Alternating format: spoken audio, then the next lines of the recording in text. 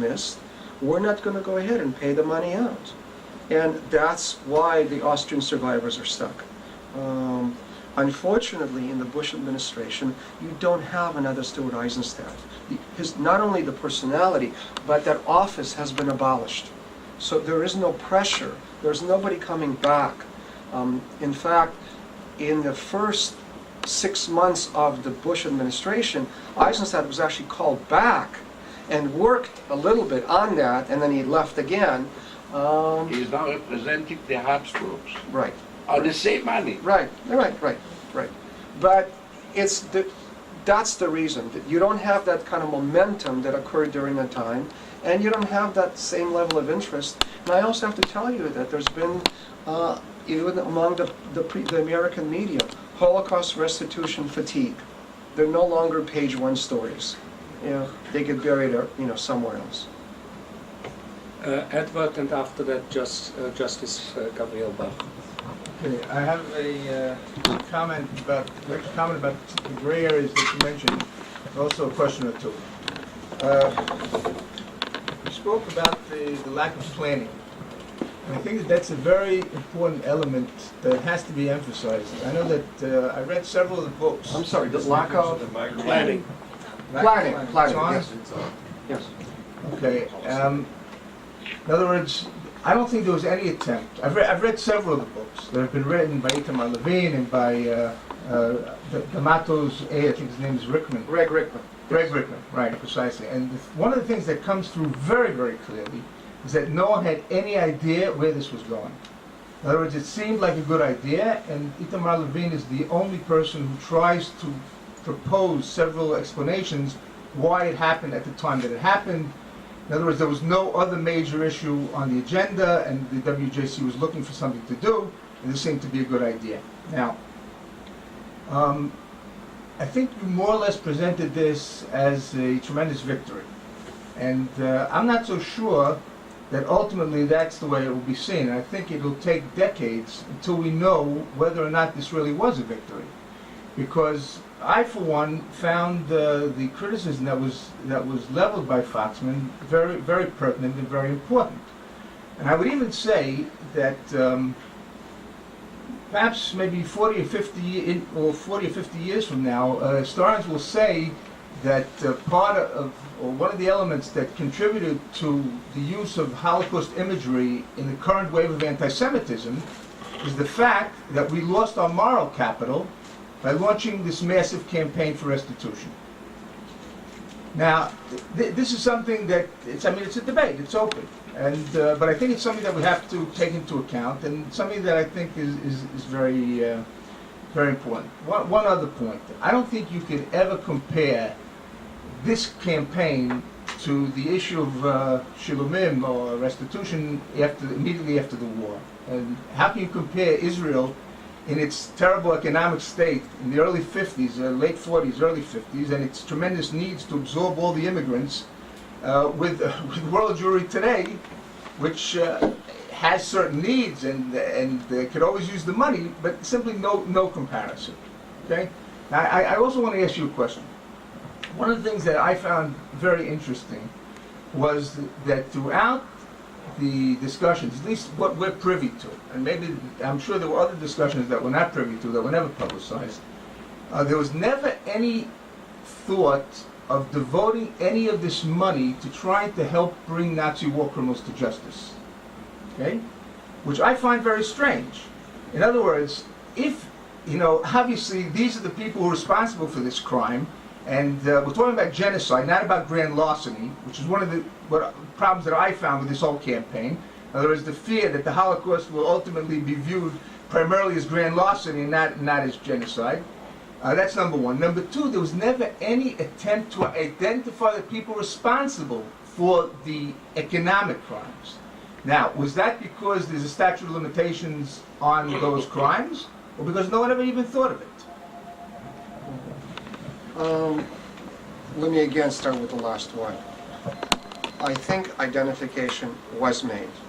And the way the identification was made, and this is another positive benefit which I just did not have a chance to talk about, that as a result of the settlements, as part and parcel of the litigation, important information came out about the financial shenanigans, of the various companies and the various European governments. And books have been published on this.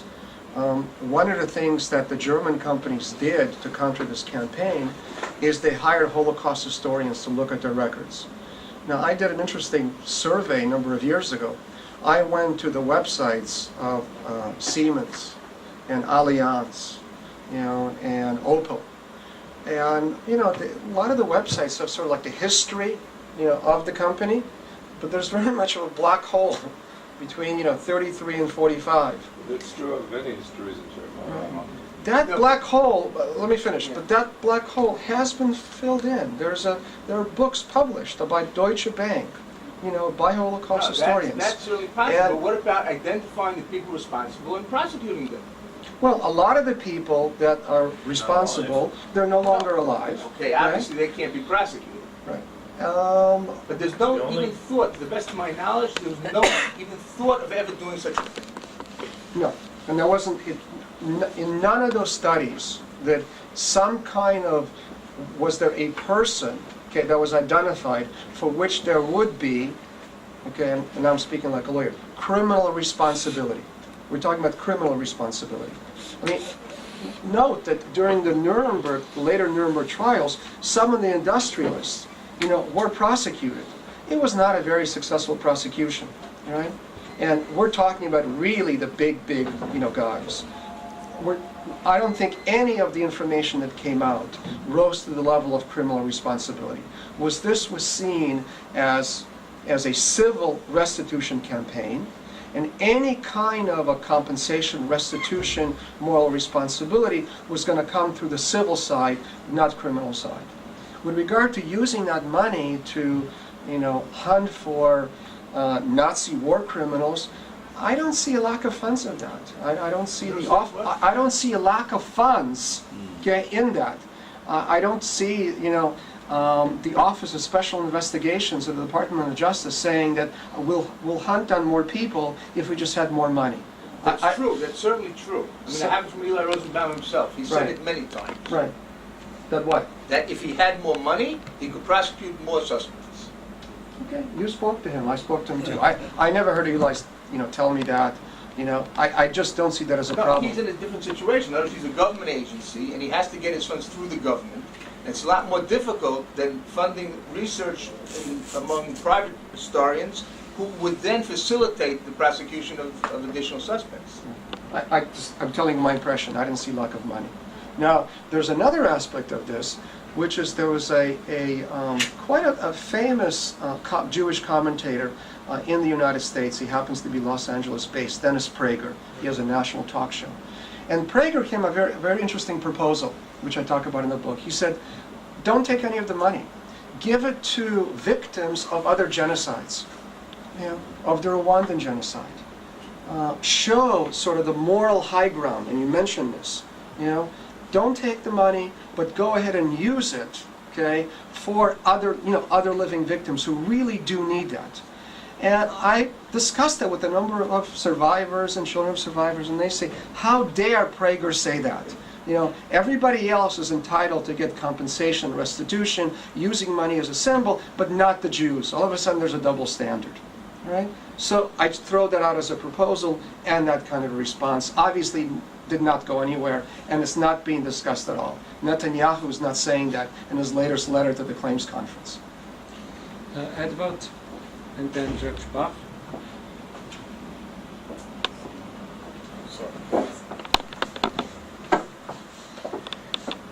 You mentioned the two big Swiss banks, UBS and Credit Suisse. In fact, I think there's an even bigger bank, Swiss Bank Corporation, and where were they? Oh, I thought you mentioned, no, there were three banks. There was Credit Suisse, Swiss Bank Corporation, and Union Bank of Switzerland. and UBS, Union Bank of You Switzerland. mentioned two. During They merged. the litigation, UBS, and Swiss Bank. SBC. SBC merged. So it became, out of three, it became two.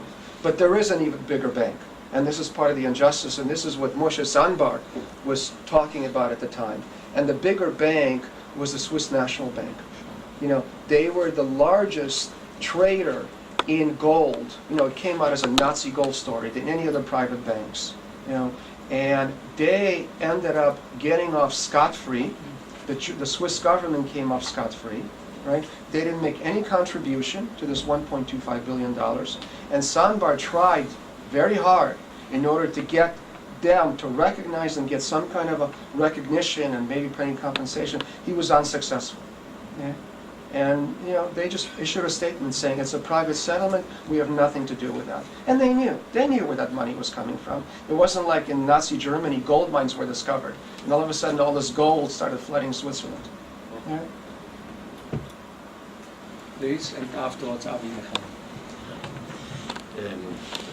When in your talk, when you mentioned Stuart Eisenstadt, you said that he wanted to follow a sort of a different line. I understand something perhaps more lenient towards the Swiss bank or something, and that you actually disagreed with what he was suggesting.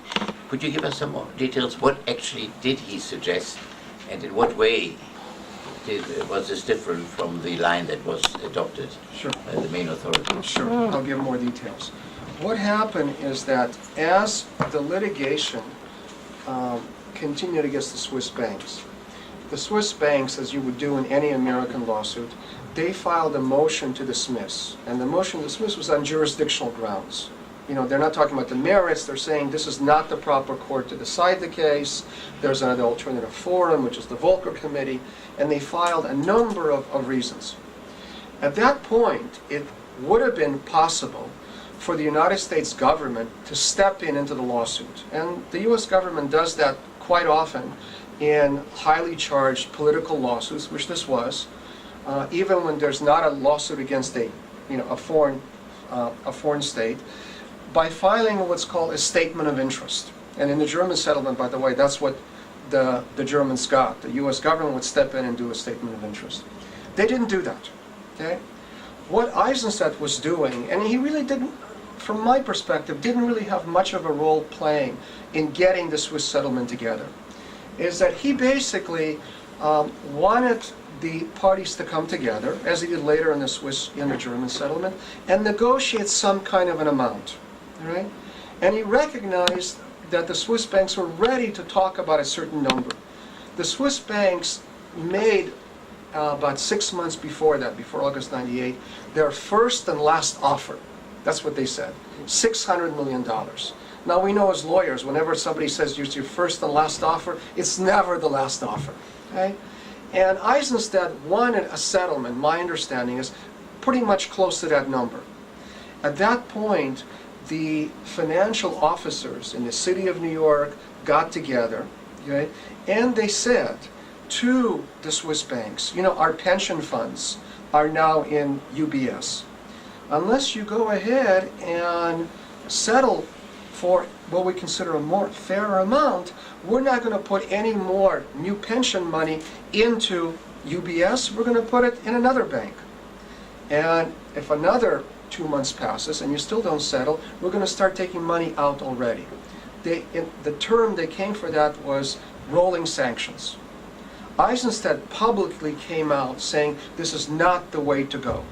That what it does is that it negatively impacts the foreign relations between Switzerland and the United States.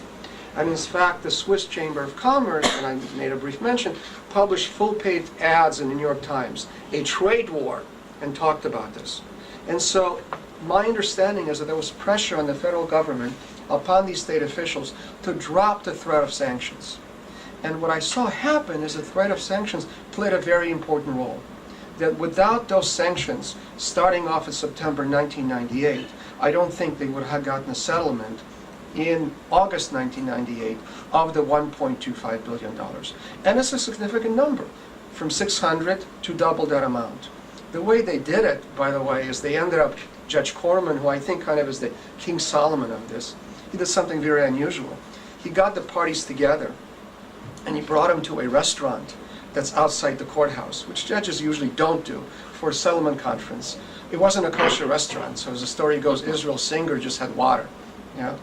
And he at the parties give him specific arguments, you know, and try to. There were chairs for There were everyone. chairs for everybody, and everybody was sitting down. And all the Jewish lawyers ate oysters. And they had, you know, I had the honor, I have to tell you, of going with Judge Corman, having lunch with him at that restaurant. And because it's mentioned in the book, we got a free lunch, you know, from that. Good one. A good one, and a good one. But I just want to say, in getting these parties together, he ended up, you know, as judges can do, when they basically say to the other side, look, there's a motion to dismiss pending, and he says to the plaintiff's lawyers, you know, when they're in the room with him, I'm going to go ahead and dismiss these lawsuits.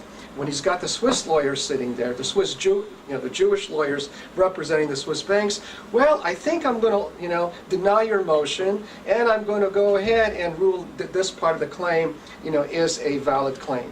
And by doing that, he ended up getting the parties very close to the 1.25, and then about a week later, they end up settling for that. But that threat of sanctions was very much looming there. And I think that threat of sanctions became a very important tool, and it was then used later on, okay, against the German companies. When Deutsche Bank wanted to go ahead and purchase an American bank, they were being affected by that. You know, when French banks wanted to commit an investment in the United States. So I think it was a very important tool, and it was a tool that Eisenstadt did not want to use, at least officially. Javi? I have two questions. The first question I'd like to ask you is, we haven't really, do I need this? Can everybody hear me? No, but we need it for the recording. Oh, you do? Okay. So basically I have two questions. First of all, welcome. Thank you for coming here.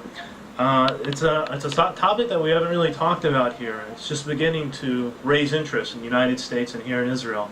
And if I'm getting off topic, then just tell me, and I'll continue with my next question. But in regards to the Jewish community, the Mizrahim Jewish community in the United States and here in Israel, that basically ran from their lives from Arab states, and of course, you have received basically nothing from the Arab governments or the Arab states. Is there any progress being made in regards to that? And my second question I'd like to ask you is, earlier you made a statement in regards to the Israeli banks, that the Israeli banks to you are the same as the Swiss banks. Can you clarify what you meant by that? Sure. The very last portion of the book, and Manfred, if you don't mind, I'll just read a short portion. No, from this. sure. I actually talk about this. You know, it's a section called "Pointing Towards the Future: Holocaust Restitution and the Middle East Conflict." And I begin as follows. Not long after the onset of the Holocaust Restitution campaign, I had a conversation with an Israeli official, and I don't name the person, involved in Holocaust restitution negotiations. After talking about how the negotiations were going, the official expressed a serious concern. The official was worried that the presentation of these claims, and especially the claims for lost land and other real estate by European Jews from pre-war Eastern Europe, would now open the door for Palestinians who lost property in modern-day Israel in the aftermath of the 1948 war, and in which the State of Israel was created, or after the 1967 Six-Day War. I don't have to get into the details. I'm speaking to an educated audience. My Israeli friend exhibited prescience. In February 1999, Edward Said, you all know the name, an Arab and American professor at Columbia University, spoke at the University of Minnesota. At the talk, and this is before a Holocaust and Genocide Center there, Said strongly suggested that the Holocaust restitution movement had now created a precedent for Palestinian Arabs. And I go into detail and I talk about this creation of the Palestinian Restitution and Repatriation Committee in Washington, D.C. that's promoting these claims. And then I talk about later on about the Jews who fled Arab lands and the campaign on the part of the Israeli government, including, I think he's no longer the justice minister, Mayor Shetrit, in order to go ahead and collect, okay, the amount, sort of put some kind of a dollar value or recognize the amount of losses that the Jews lost in the Arab lands. And then I quote, many of you know this, the person Bobby Brown, okay, who's an American who works for the Jewish Agency here and who was involved in this negotiation. And this is what Bobby says. An injustice was committed to the Jews from Arab countries. And for 50 years, we've been saying it's not the right time to deal with this issue. But in a month or a year, and I say Olavai, we'll be sitting with the Palestinians and negotiating. The issue of restitution will come up. The Palestinians are going to say, you owe us X amount. That's the moment that the Jewish side must say, there was a war, we also have claims, and these must act as a counterbalance. We have to find a rough justice on both sides. And then I end actually the book this way. I go, the details and complexities of these competing claims, not to mention of the Middle East conflict, are beyond the purview of this book. Nevertheless, I point out that the Palestinian demand of the right to return, which would effectively turn Israel into another Arab state, was one of the primary reasons for the collapse of negotiations. Okay? The Holocaust restitution settlements may point to a solution to the deadlock on this issue. If the Palestinians were willing to accept financial compensation in a lump sum based on the rough justice model concluded in Holocaust restitution negotiations that Bobby Ron referred to, rather than seeking full-scale return, okay, conceivably this deadlock could be broken. Okay? And Jews who formerly reside in Arab lands and their heirs also do not seek to return to those Arab lands. I don't see the Jews saying, we want to go back now and live in Baghdad, but only recognition of their claims. All right? And then this is the way I actually end my book, the very last two sentences. I go, if the dispute is boiled down to one of restitution, meaning money, the issue perhaps could be resolved. It would be a magnificent legacy if the Holocaust restitution movement were to play a role in resolving the conflict between Israel and the Palestinians, and thereby bring peace to the state created out of the ashes of the Holocaust. Now you mentioned about the Israeli banks. Looking at this, I just see the same kind of excuses, made by the Israeli banks that the Swiss banks are making. And the thing that really surprises me, and I've talked to individuals who are working on behalf of the Jewish survivors and heirs, that they're not as upset about it. That people tell me, well, this is just the way it's done in Israel. And I'm really flabbergasted, that there isn't more publicity about it, that the Israeli banks, and also the Israeli government say, look, we're dealing with Holocaust victims here that contributed so much to the state of Israel. Let's be fair about it. And let's use the same valuation process which was used by the Swiss banks, which an accounting firm that worked for the Knesset committee working on this has proposed should be used. And let's go ahead and settle this. I mean, this was first discussed in 2000. This is 4 years later. We're still waiting for the report from the Knesset. And from what I hear, people are saying, it'll be next month, it'll be next month. We're still waiting for it. I don't think that's the way to behave. Does it happen with all the banks, or a number of them? Or well, I mean, the bank that I know is the sort of the lead bank on this is Bank Leumi, which is successor of the Anglo-Palestine Bank. Now, their lawyer is saying that, no, 99.9999% of the money is not sitting with Bank Leumi, is sitting with the Israeli government. But at the same time, Bank Leumi is not willing to publish the lists of their account holders, and they're not willing, if it's only 0.001%, to have some kind of a settlement. It does not look very transparent. And frankly, it's something I would like to know more about. And back in 50 years, it would be much better. On this unhappy note, because you are really on with the Israeli banks to a sad story, and obviously the investigations on the Israeli banks, the collaboration of the Israeli banks is a major problem. It's a time bomb, and the people who deal with it know about that there are major problems there. I would like, Michael, to thank you very, very much to have come here. I'm also particularly glad that we have managed to bring an audience here for a subject which the Jerusalem Center, I believe, has started in Israel, this whole investigation of the history of the restitution in the world, and I think we're the only ones who publish in Israel on this subject. And I think, having heard you here, you are, I think, the only person who is able to give a dispassionate overall view as not having been involved himself in the story. And I'm very, very grateful that you were willing to come here, and thank you very, very much. Where is the book available? Amazon? Stemansky. Amazon, at your finer bookshops. I have a couple of copies if you'd like a copy. With you? Yeah, I took it from